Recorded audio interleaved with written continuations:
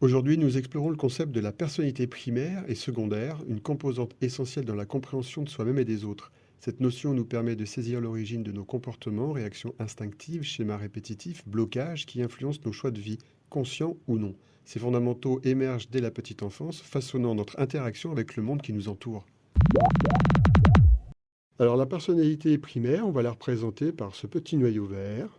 C'est la partie profondément vivante qui est en chacun de nous. Elle n'est jamais autodestructrice. Elle est dotée d'une certaine disposition amicale envers elle-même et envers le monde. Elle s'adapte face aux événements de la vie, qu'ils soient dans le plaisir ou dans le déplaisir, et est dotée d'une capacité d'autorégulation émotionnelle, physiologique, et permet d'accéder au bien-être indépendant.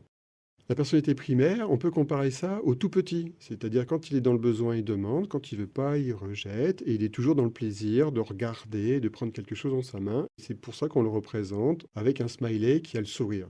Cette dynamique est fondamentale chez l'enfant, d'être dans le plaisir. À ce petit noyau vert qui pulse dans la vie, on va lui rajouter une membrane qui est l'interface avec le monde extérieur, avec son environnement proche. Ça va lui permettre d'avoir des sensations, des émotions et des échanges avec l'extérieur. Alors, le noyau sain communique avec le monde extérieur. Il y a des événements plus ou moins agréables qui sont dans le plaisir ou le déplaisir avec les flèches en rouge.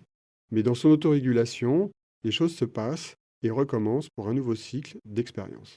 Sauf qu'au fur et à mesure de la vie, des événements qui viennent heurter le noyau sain, auquel il ne trouve pas de réponse. Il ne peut pas auto-réguler. Comme quelqu'un qui vient systématiquement l'agresser, il ne peut pas se défendre et il va fabriquer des protections au fur et à mesure de sa vie qui vont se cumuler et vont venir au fur et à mesure le protéger pour faire non pas la personnalité primaire, mais la personnalité secondaire. Cette personnalité secondaire va former un caractère qui va agir tout le long de notre vie d'adulte. En tant qu'adulte, on a des comportements avec notre personnalité secondaire qui sont névrotiques, sont totalement inconscients, des automatismes. Ça nous éloigne de notre noyau sain, de notre autonomie, de notre autorégulation, de notre bien-être indépendant et nous emmène sur des chemins, parfois, que l'on ne maîtrise pas du tout. Nous sommes quelques milliards sur Terre à être comme ça. Et tous ces systèmes inconscients sont finalement des protections, mais qui datent de l'enfance. Et pour finir, comment on fait pour revenir à la personnalité primaire? Il y a plein d'outils, dont la psychothérapie. C'est un travail individuel, personnel, que l'on peut faire aussi en groupe, et notamment dans les entreprises. Ça nous permet de revenir en douceur vers quelque chose qui est plus agréable, plus dans l'autonomie, plus dans le bien-être indépendant, qui est la personnalité primaire.